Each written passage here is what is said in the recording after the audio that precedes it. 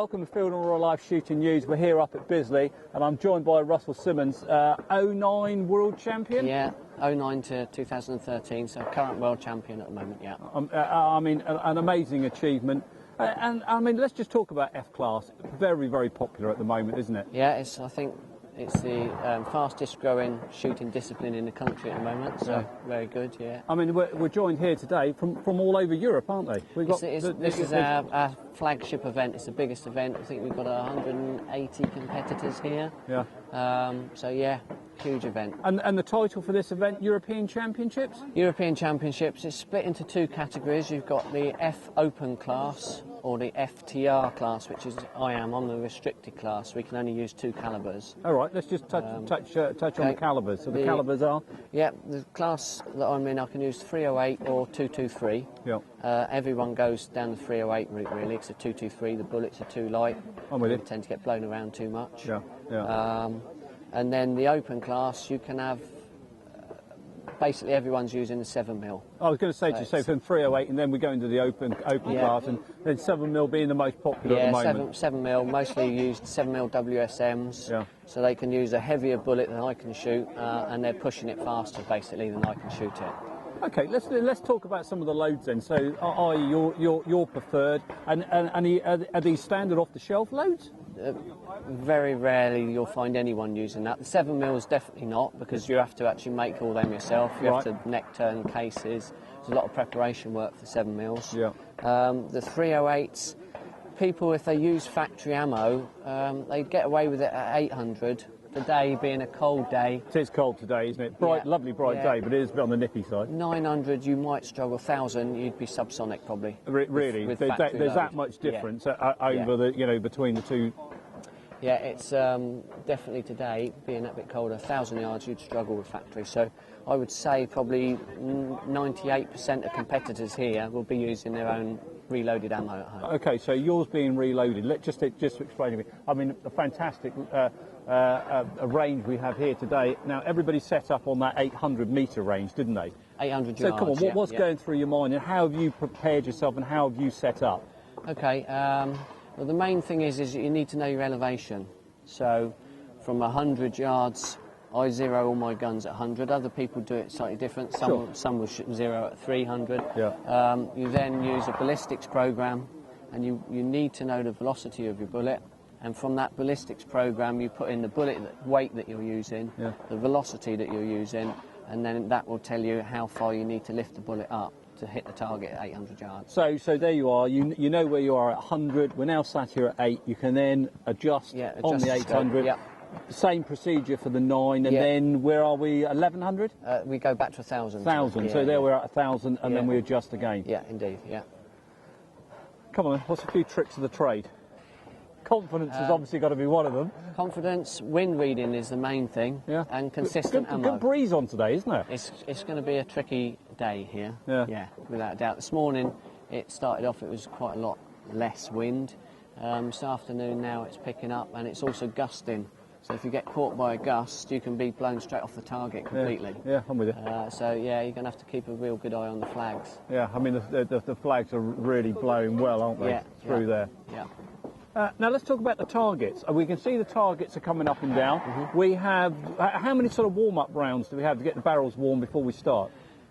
Normally, all you get is 2 sighting shots. Okay. So 2 sighting shots, and then it's 15 to count, or 20 to count if you're back at 1,000 yards. The last one of today is a 20-round one. So we're going 15 rounds, and then we're finishing up on the 20 rounds. That's right, yeah. That must be quite interesting. You're in the zone on the 15, and then all of a sudden you're required to do another 5. That's. With some people it works. I like the 20s because I find a lot of people lose concentration. They're used to shooting 15. We don't shoot 20 that often. So people then lose the last 5 shots. They can get blown about a bit. And if you can get in the zone and keep it all the way through to the 20th shot, you can normally do quite well. Interesting. Yeah. Interesting. Right, now come on, let's talk about some of the equipment that you've preferred over the years. I see you've got super set Cytron binoculars on there. I like the Cytron stuff. I've got Cytron scopes. I'm quite fortunate. I have basically 3 guns, all the same setup. So I've got 3 Cytron scopes and very similar gun setup as well.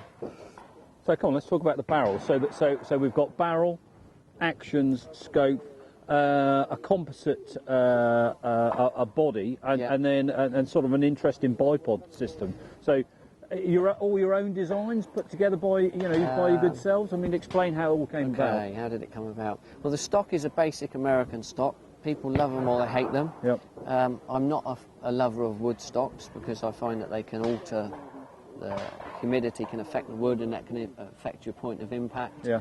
So I've always gone for plastic stocks or composite stocks. This one, you don't see many of them. There's only 2 or 3 people that actually use this stock. All right. I like it. I got very used to it and I like it. The barrel is, on that one, that's a New Zealand barrel called True Flight. And the action is also a New Zealand action. I've got on very well with True Flight. I started using them in 2008. Yeah. And in my first year competing, I won the British and the European Championship. Oh, right, so a fine combination. Yeah, it worked really well. And then in 2009, I won the British, the European and the World Championship. So, all the same action, basically. Really? And every year since, I've won either the British League or the European Championship. And next year, we're out to America, where the World Championships are being held again. Oh, right. So we're going out to New Mexico next year to compete out there. So, scope-wise, have you been using the Cytron for many years? I've been using Cytron probably about 4 years now. Yeah. And yeah, fantastic. Absolutely love them to bits. I've actually got a Cytron on my stalking gun as well now. Oh, have you? Yeah, because I like it's a smaller scope than that one. Yeah. Because the stalking gun's a bit lighter. Yeah. But yeah, very, very good optics I find on that. So back on the F-Class, we're in the UK at the moment. Do you travel around Europe participating? Because you've just mentioned the American side of things. Yeah. No, I mean, I shoot basically the British League. Yeah. So we have matches or competitions here at Bisley. Yeah. And then a range called Diggle, which is up in the Saddleworth Moors. Right. And then we go up to the Scottish Highlands. We do 2 events up there. So it's not just based, down here at Bisley. They're all around the countryside. Yeah, we do. When does it start? It starts beginning of April normally. Right. And this is the last event of the year. Sure. You normally tend to have one a month, basically. Yeah. Yeah.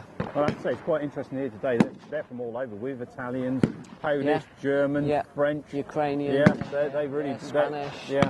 Loads of us. I mean, any idea of the numbers that are here? I mean, well over sort of 100, 150 shooters, I'm sure. I'm pretty sure it's up to 180. This is. Yeah, I can believe it. This is the biggest event of the year.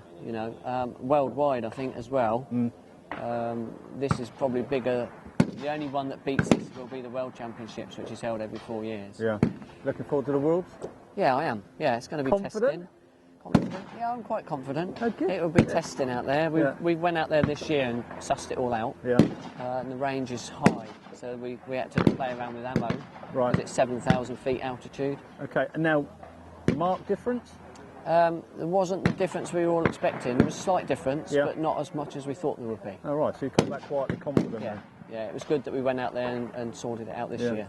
When you go out there and you're going to shoot in earnest, how many days will you need prep before you get there? I think we're going to probably have about 5 or 6 days beforehand because the altitude actually really made us all tired, headaches. Sure. So we need to get over that bit first. Yeah. It took everyone 3 days. Did it? To actually acclimatise to the altitude, Yeah.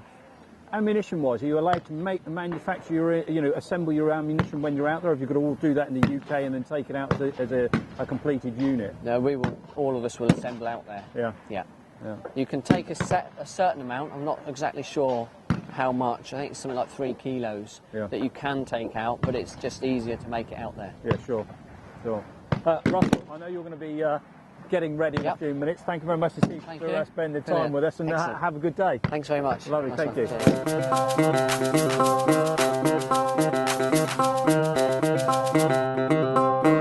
Well, John, a lot of activity here today up on the ranges, and the F-Class is just getting larger and larger and larger, isn't it? It's quite amazing. Now, come on. We see all your guys walking around with this that you cornered the market. What a fantastic piece of equipment. Yeah, it's the aim range bag. Obviously, the lads like it. This is the ultimate test. Yeah. They get abused and knocked them out. I mean, we give a 2-year guarantee with all our stuff anyway. but that covers the zips and all the press studs and everything else.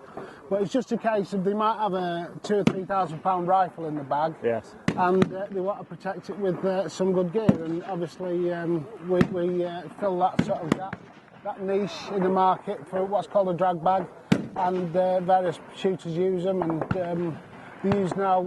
We sell them all over the world. Yeah, come on, you're a bit blasé about it. A lot of thought gone into this unit. This isn't just there's a lot of development that's gone into this, John, to be fair, isn't there? We're proud of the kit. We develop it as it goes along. We listen to the shooters. If they come up with a good idea and say, could this be put into the gun at all, then into the bag at all, then we use it. But we get some daft suggestions, but some very good suggestions. Have you had the pink suggestion yet? I've had that, yeah. Well, I thought I'd catch you out. No, I've had that. And it was a gun dealer that has a few lady shooters, and he was very serious about it. Yeah. I don't know whether or not the market would be got one or two spectators over there that enjoy your products as well. Yeah. Now, come on and explain. So there we are. We've got all the kit in. We're on the shoulders. This sort of thing. The reason why they're popular, you can keep all your kit on your back. I mean, I carry all my gear on my back. I'll show you now. Yeah. These straps here stowaway. They go into the back of the bag there. Yep. If you want them like that. It's got various secure pockets. This is a typical sort of gear that I carry in my bag. I've got rain cover. I've got a big bipod, smaller bipod, just a rag to use to clean the gun, rear back bag. It all fits in there, an absolute treat, doesn't it, John? You know, as I say, if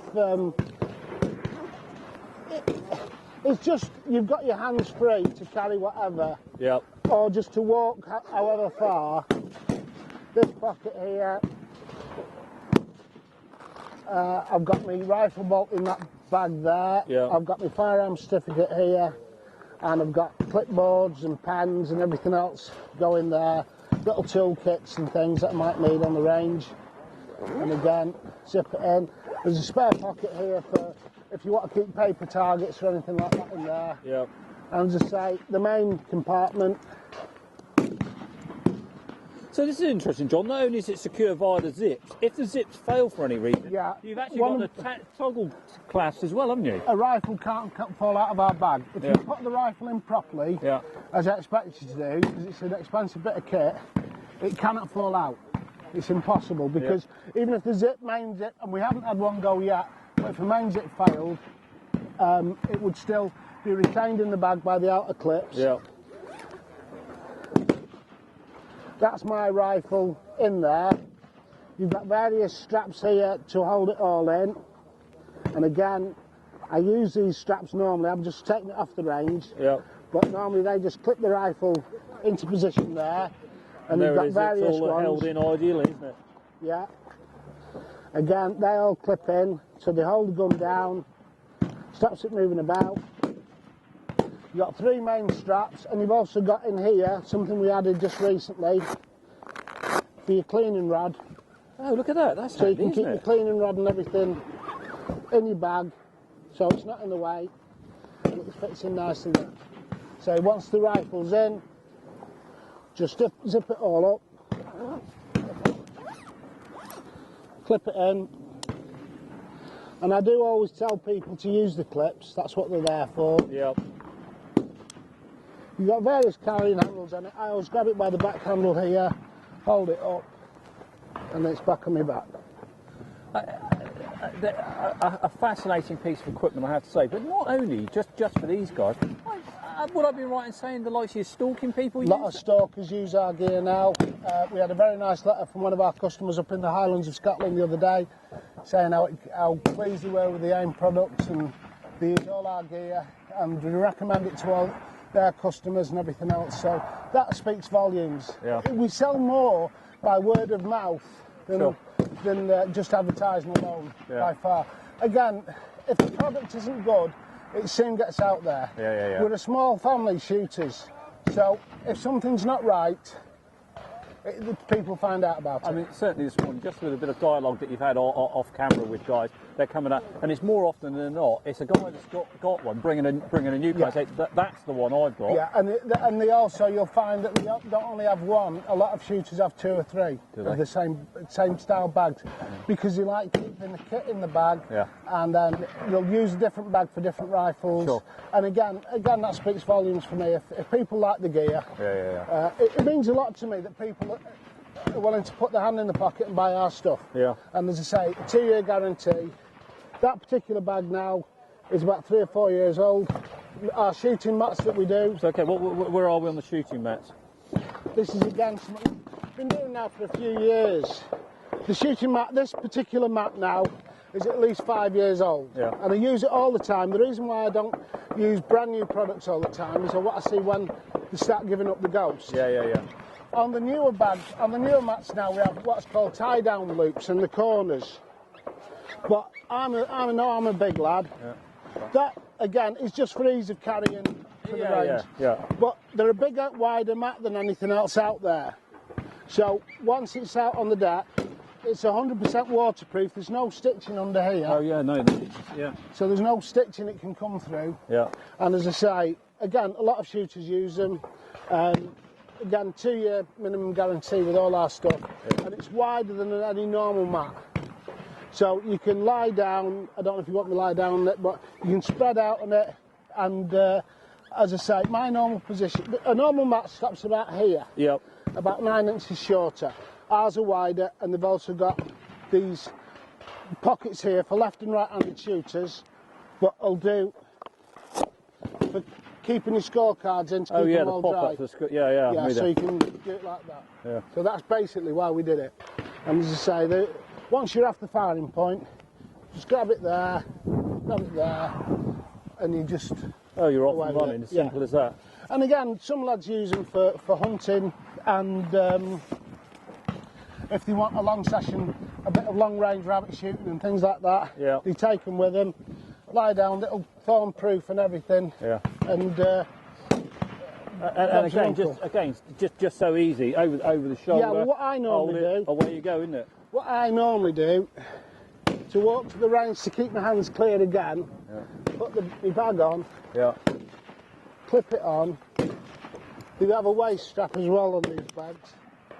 But what I do is that, and then I can walk to the range, and as I say, everything's clear, and then when I get there, just whip it off that way.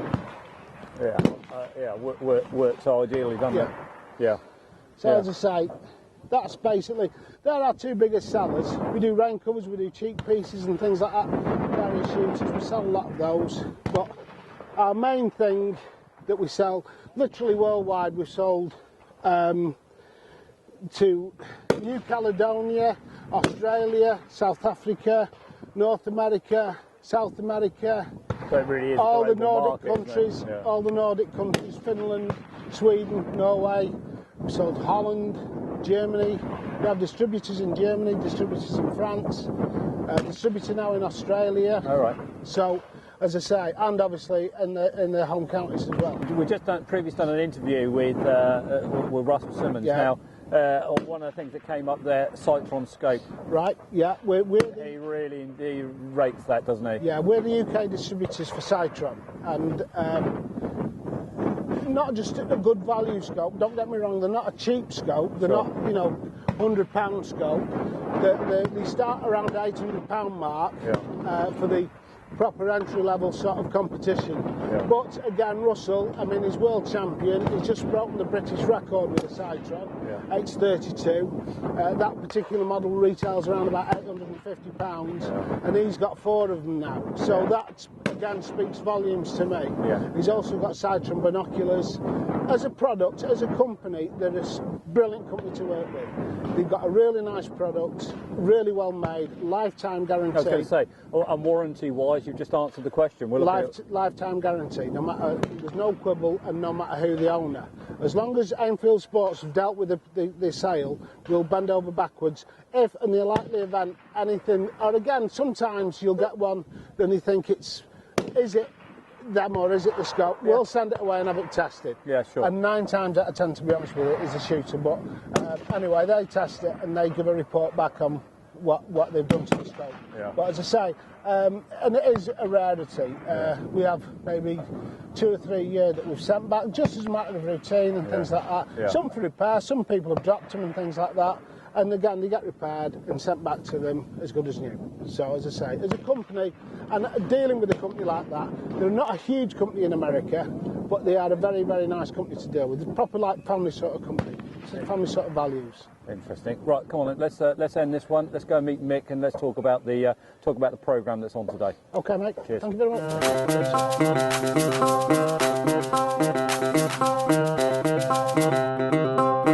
Mick, an amazing event. Now, come on, how did you get involved in F-Class? Well, first off, when did it start? Well, it started in Canada in the 90s, and it came over here in the late 90s, and I started shooting it in 2000. Really? Yeah. So, I mean, it must have been an adrenaline rush. You know, the guys are down there on their 800, then they're at 900, then they're at 1,000. I mean, that's a certain level of concentration there. Yeah, counts me out. It could be quite a tiring weekend, but the boys enjoy it. I mean, we've got nearly 200 people here this weekend shooting it. Yeah. There's a lot of details. The teams match tomorrow. We've got 26 international teams competing tomorrow. All right, slow down. Come on, let's go back to basics here. Right, we've got 26 international teams tomorrow. Fabulous. So come on. So what's the programme of works? When have they arrived, and when do we? We started on Tuesday. Yep. With practice and getting together. Tuesday, Wednesday, and Thursday were organised practice days where Italy, Ukraine, France, other countries like come. We've organised targets for them. Yes. They've got themselves together, shut down. Yeah. Yesterday morning started the individual competition. 2 days of individual, about 120 rounds a person. Yeah. That was going to be my next question. I mean, they do put a lot of rounds through, don't they? Yeah, some of these people will put 400 or 500 rounds down in the week, including the teams match. Yes. Yeah. So yeah, there's a lot of dedication. I mean, it's cost some people a lot of money to come here and compete. They've travelled. We've got a guy from Indonesia. Oh, have you? Yeah. Oh, right. Not exactly just on your doorstep. No, he's come a long way. We've got Italian team, Ukrainian team. We've got Dutch guys. We've got a Serbian guy, French, Irish from the Republic. Yeah. All over. Mick, you see these guys on a regular basis? Are these we see these guys hardened here. campaigners year after year? They're all the same people. Yeah, they get new people come with them, a lot of these people, but they do come over during the year as well and join us in our other shoots, Yeah. I mean, the Spanish, they come over regularly twice a year. Yeah. We've become old friends and old adversaries here now, yeah? Very nice, yeah. I mean, this has become the biggest F-Class shoot, apart from the World Championships, every year. We'll talk about the World Championships in a minute, but I mean, you know, on a serious note, it is the key event of the year. It is for F-Class, yes. Here we are, November. I have to say, it's a nice bright day, but it's a touch nippy. But and we've got a lovely breeze blowing down there, which is concentrating the mind somewhat. Yeah, that's going to be interesting down there. Yeah. Someone's one or two murmurings. I think the French have got one or two choice words down there at the moment. I should think there'd be lots of choice words down there with the wind conditions. But that's part of it. I mean, the first one we ever did, we had near enough zero wind conditions.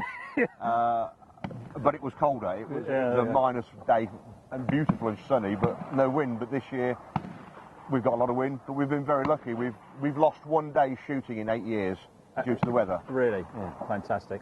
I was just talking with Russell Simmons at the moment, and I said, "How are you doing?" And he said, "Testing," and then just left. So that brought a smile to our faces.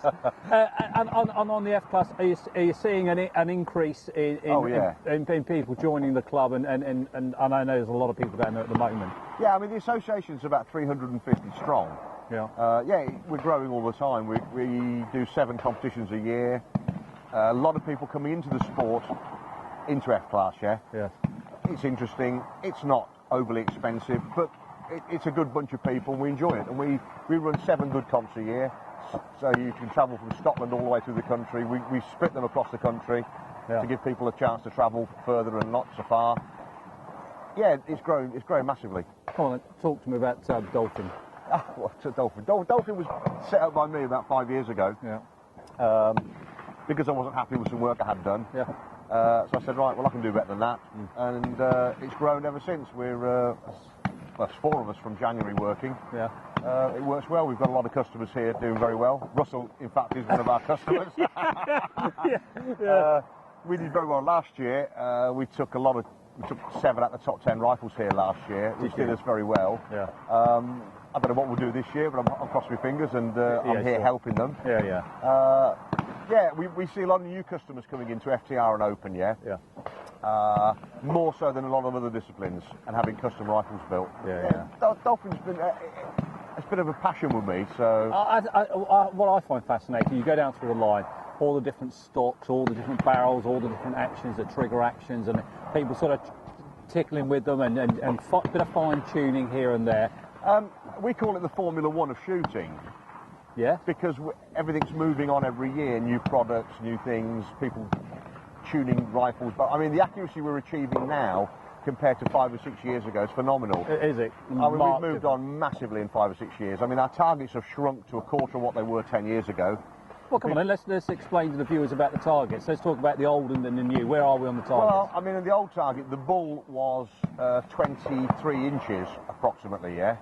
The bull is now 10 inches. Oh, goodness me. Right, oh, right. The V bull is 5 inches, the white centre there, yeah? So, you know, we've less than half shrunk the targets, yeah? And people are now achieving the same scores.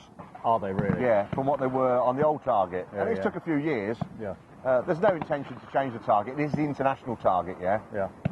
Nobody's cleaned it at every distance and managed to stay on a full score. So when that happens, we'll look everybody will sit down and really look at it. Yeah, we'll really look at it. Yeah. We've got a good target and it works. So, okay, here we are, European Championships, and then moving on. Where are people focusing their mind next? To the Worlds? We've got the Worlds in Raton in 2013 in New Mexico in America. Yeah. We're getting ready for it as GB. Yes. For my sins, I happen to be the overall GB team manager for the Open and the FTR teams, yeah. So I've got 3 weeks of herding cats around America. I was adjutant to the last team here, an organiser in 2009 when we won the World Championship, and we are current World Champions in the Open. Yes. And we're hoping to retain the title, and we're putting a lot of time and effort into it. Good camaraderie between the team. Yeah, fabulous. Yeah, no problem. All work well, sharing information. No, maybe not so much sharing information, really? but you know, we keep some things to ourselves, like all teams do. But there's a lot of fun, and it's a good, enjoyable 2.5, 3 weeks. You meet a lot of people, you get to know over the years. I mean, I'll be on my 4th World Championships next year. Really? You're quietly confident? Yeah. Do we need to be visiting one of the betting offices with 1 or 2 pennies? I don't know. I wouldn't. I say quietly confident. Yeah, the boys have put a lot of time and effort into it. Yeah. Yeah. We've planned hard. We went this year and did a week's recce and organised ourselves for 10 days. Yeah. Yeah, I'm quietly confident. I think a bit of altitude work was taking place. That was what we were doing. Yeah. It was altitude training and ammunition setting up and ballistics work and sorting ourselves out and organising things like hotels for next year. The little admin things that that need to be sorted. Yeah. How many in the team? Each team consists of 16 because there's 2 disciplines in F class. Oh, right. There's F Open, which is any calibre, up to 8mm, and there's FTR, which is restricted to 223 and 308. Yes. It's not an entry-level calibre shoot FTR. The rifles are no cheaper. Yep. Barrels last a little bit longer. Yeah. But it's more difficult. They don't buck the wind so much. It's about 50-50 in UK. Yeah, sure. But there's a lovely attitude and atmosphere between the two disciplines. We've kept it together as F class entirely. Yeah. And it works for us. Amazing. Mick, I know you're very busy. We've got people behind you. Thank you very much indeed for spending time with us. No, you're it's been welcome. an absolute pleasure.